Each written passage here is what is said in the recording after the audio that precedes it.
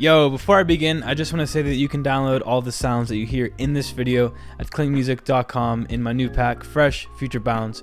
This project is also included in that along with 4 other ones. Now let's get into it. Whether if you produce future bounce, future bass, progressive house, you can still use all the techniques that I'm about to show you in this video, because if you think about it, once I show you these, you're going to have these in your back pocket, and then over time you're going to develop thousands of these different techniques that you can use for your songs, and I think those techniques are what make you unique as a producer. So in general, Brooks songs, they're really bouncy, dirty, and they have a lot of ear candy as well. One thing that Brooks has said before is that he's not big on music theory, so when he creates melodies, he's solely doing what sounds good to him, and that's something you can develop over time just from doing it over and over again. Speaking of that melody, we have it right here, and this is a classic example of a call and response melody, or a question and answer. So the first 2 notes are the question, and then we get our answer after that.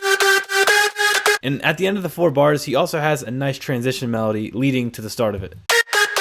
So that kind of lets the listener know that the melody's over, but we're still going. For the lead here, we also have 5 separate layers.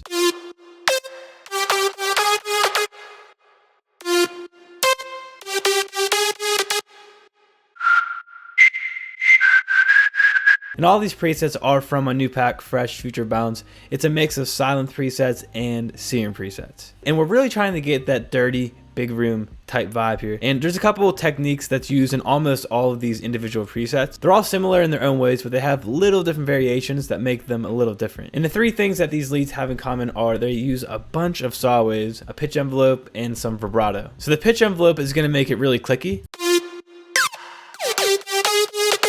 And all you want to do for that is put your envelope that's not envelope 1, because envelope 1 is that volume envelope. So put the sustain all the way down, and then put the decay around 30 milliseconds. Drag that onto the coarse pitch, and then after you do that, it'll be in bipolar mode, so the arrows will be going both ways. Make sure you click it so it's going one way and it's in unipolar. So now you can just mix in how much you want. And to get some vibrato, all we have to do is take an LFO, put it on a sine wave, or you can do the default shape, put it on 1/16th mode, and then you can just drag that onto the fine pitch. And then once again, just dial it back to what you like. Usually the sweet spot's going to be around that 20 mark. And then I have this whistle layer here, which is so important for the character of the sound. So let me play the drop without that layer. And let me turn that back on real quickly.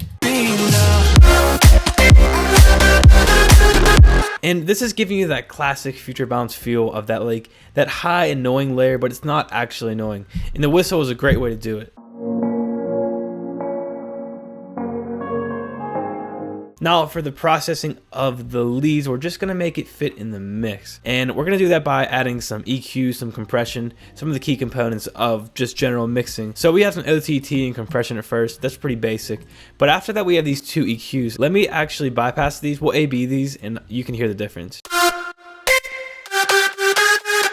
And simply put, we're just taking out some of those high frequencies, but it just sounds good in the mix. And you know, it might sound better before with all that high end, it sounds crispy, but in the overall mix, we're just trying to get it to fit in there. Then after that, we have a DS10 drum shaper, which the attack is doing the main thing here. If we put the attack up, it's going to make it more clickier.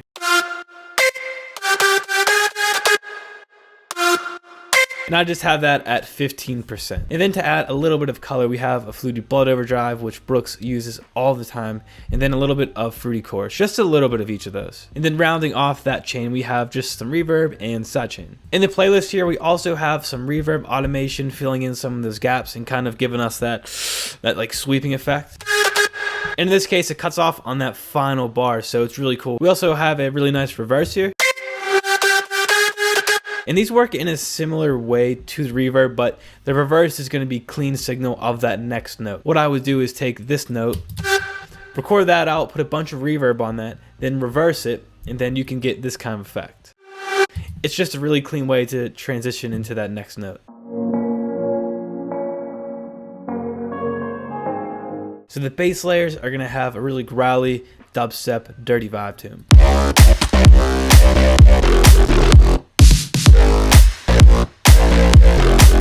So first we have this mid layer, and this one is going to be giving the sound the most character. So let's play it without that first one real quick.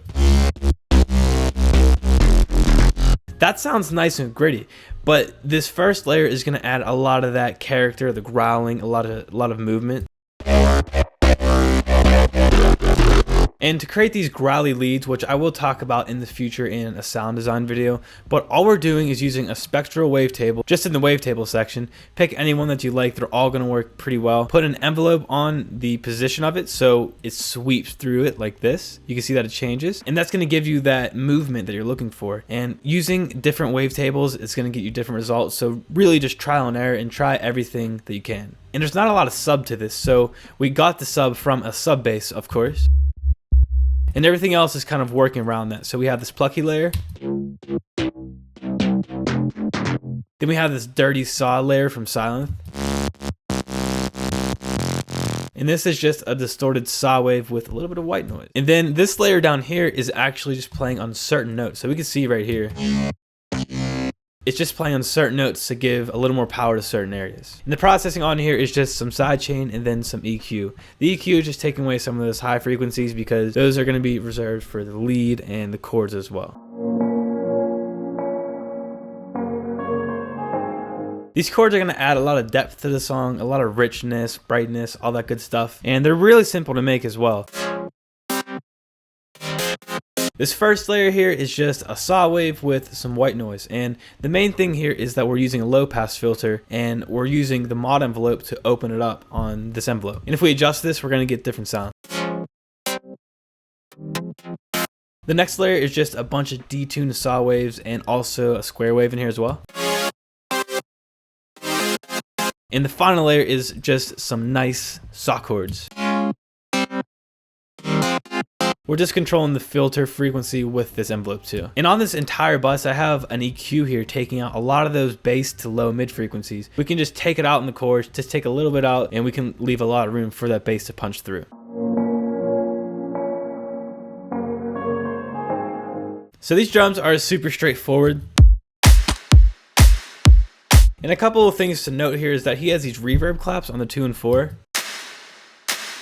And there's also this percussion here, which is arguably the most important piece in this song, because take a little listen to the rhythm without that. The percussion is kind of making us go like, Bobber has. And then in the second half here, we have just a little crash.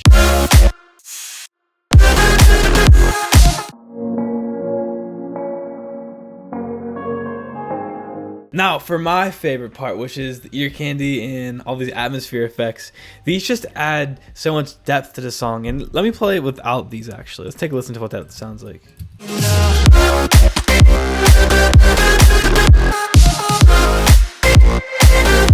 It sounds a little stale, so these are just going to add a lot of character to it. We have some atmospheric stuff. We have some white noise every 2 bars or so, some synth shots, guitars, just setting the vibe.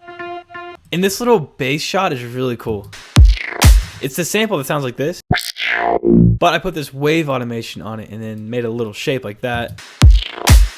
And it kind of gives like an alien, like a weird effect. If you guys enjoyed this, let me know down below. I think this is a super sick song. If you guys liked all the sounds used, presets, and samples, check them out at klingmusic.com. Fresh Future Bounce is out now. Get some of the best sounds for Future Bounce. You know, we have some nostalgic ones in there, and then there's also some future new stuff in there as well. So I like to have a healthy mix of everything. So guys, hope you enjoyed it, and I'll see you in the next video. Peace out.